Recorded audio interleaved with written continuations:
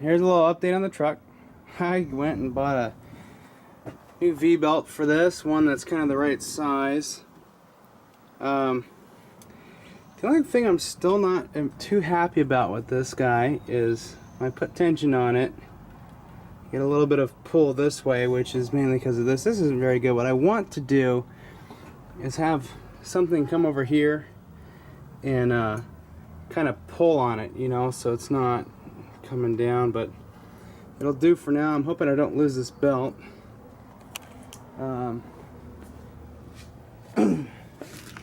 This is the one I got. I went to Connects. This is like $5. So this is the size, 37 inch. And then this belt here I can put back on my piece of crap drill press.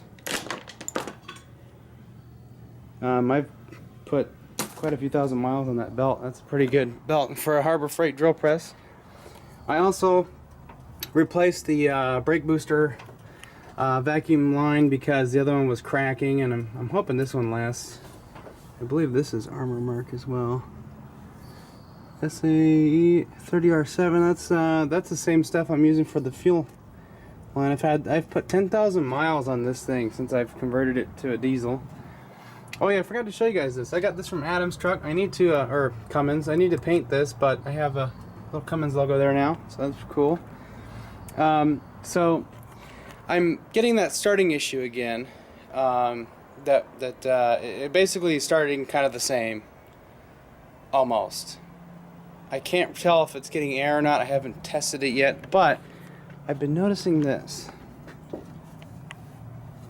Right along the top there, it's still kind of black there, like it's gotten wet or something. And then look at that, like that's, I got that, and then a little bit of oil seepage out of the lift pump there from that gasket job I did. I'll fix that later, but yeah, it's got a bit of a weird startup. If I give it a little bit of throttle, it clears it up really quick. So that's why I'm starting to think it's not air in the system, and I get white smoke. And then once that clears out, it's good. It runs great. I mean, it just has all kinds of power. It is fine. Nothing wrong with it. So I'm gonna be getting new injectors soon. So they're gonna get replaced regardless.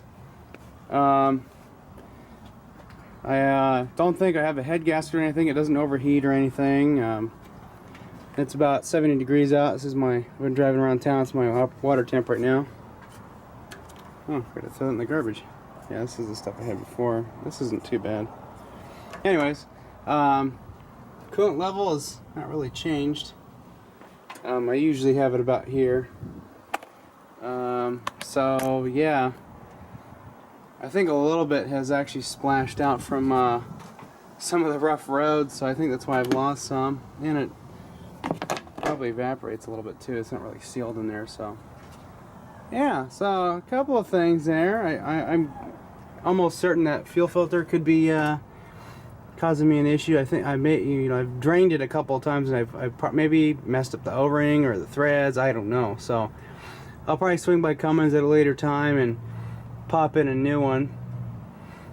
Here's another thing that I noticed. When it started doing this again, I had it parked front end facing out that way, and it was like this. It was really, really bad when it started up. It like almost didn't start because it had either air or something in it. So maybe that's what it is. But other than that, I took this thing all the way out to Idaho and back. I had no problems with the engine. So I'm glad to get that off my oil fill cap. That was temporary. Shouldn't have been that long, but yeah, I got a good old belt on there. I'm gonna probably pick up a couple more, just because I'm worried about losing them. They tend to vibrate a little bit because of this isn't perfectly center. It's about this one here from the get-go was like dicked, but yeah, I might make a guard. Just comes right about here, I don't know, or have one come off here and kind of hooks onto the belt, so if I lose brakes I can swap it back over. Ideally what I'm gonna end up doing is I I know I just put this brake booster in, but I think I'm going to pop him out and put in a Hydro Boost unit. And then just a couple of hoses, and we can put in a T in here somewhere. And basically you get one new hose that comes here, goes up to the unit, and then one comes from the unit to here. I'll actually be on this fitting here. And then we're good to go. And I looked at Napa, and it basically be about a couple $100 to do the swamp, so, and have a brand new unit. So I think I'm gonna end up doing that, and then we can get rid of vacuum on this side, get rid of this crap, and then I can get rid of that line going across there, and I'm gonna put a little pump right here for Super Duty, and it's just gonna be a quick connect over to here, and then, you know, Bob's your uncle. Look what I just did, tubes. If you get this hose hot enough, which it's well, it's cooled down a little bit, but it was at engine temp, I was able to get that stretched and it fit. So this is the same size as the factory Ford hose, so you can use your Ford hose. Just get it nice and warm, maybe soak it in boiling water, and then get it stretched out a little bit. Maybe use an exhaust pipe spreader. Yeah, and you're able to stretch this open, and then you can put your clamp of choice on. I don't think I have a smaller clamp. Now I'm going to have a mile of stuff on there, but oh well. So yeah, that eliminates that hazard. And I just have that one, so I really just need a custom thing made for the bottom one there. But yeah, there we go. That fit on there perfectly now. So happy that's gone. Now I don't have this clamp here, and I can actually move this guy up here where I want him. And yeah, so now I can fiddle with that. So I can salvage my clamp off that and throw the exhaust pipe in the bin somewhere. Coolant system has stayed somewhat clean in there. But yeah, that's, check that out, no flare to end. It held, it just sticked. And it came off easy too, so yeah. So I bought some of this, well actually I used my AutoZone credit for that stuff, and got about halfway around, and my fingers started to catch on fire. Well, I was wearing gloves, but yeah, I started to feel like shit, and so I got, yeah. It's already hardening, so. Basically, this is now going to be my filter assembly. I'm trying to lock this down, keep it from coming apart. So I've got this on there, and then I'm going to JB Weld it. No, I'm kidding. So yeah, that should bond. That's for rubber and plastic, and we got shitty rubber and halfway decent plastic. So I've already sanded it down, as you can tell. Also sanded the inside down. So yeah, I got one little problem. I rubbed a little hole through there. So I'm gonna end up getting a sleeve thing for it. Now I go through all the trouble of cobbling this crap together, and I could just, you know, save my money and buy an air cleaner, but I needed to be able to drive this thing, so I need to have an air cleaner on it. So what I'd like to do eventually is actually just get a Cobra elbow for this, have it come up over here, have a little tube come over, and then somewhere here, maybe down here, I'll actually have a air intake kit. I'm gonna get one for like a Dodge, and see if we can cobble it together. Yeah, so that'll be one thing to finalize, and then we'll do the Hydro Boost thing. And also I still need to upgrade that master cylinder to a newer style one. So I just drained my fuel filter and filled her back up. I just wanted to see if we got any dirt, but this is the fuel that came out of it. I don't think I see any water in there. So we got pretty clean fuel. That's pretty awesome.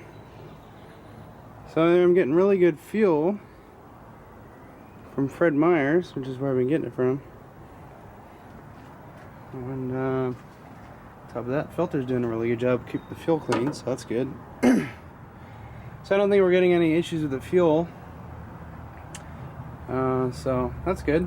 I think we got either, yeah, probably just bad injectors really, or worn. Get it, not bad, but worn. I mean, my mileage hasn't changed or anything. And oh, the other thing is, mentioned a few videos before, but I'll mention again this time. I ran it in that little blow-by tube down there. I put my finger over that, and there's hardly any air coming out of that.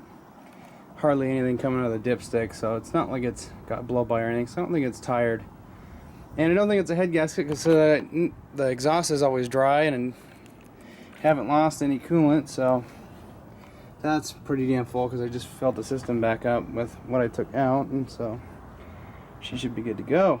But it probably won't need as much now that we got one less piece of hose there. So I'm going to drive it around here in a bit and make sure we're good there. Hopefully I don't lose this belt. It's got good tension on it. Just, yeah, it's got way more tension than the other belt. There.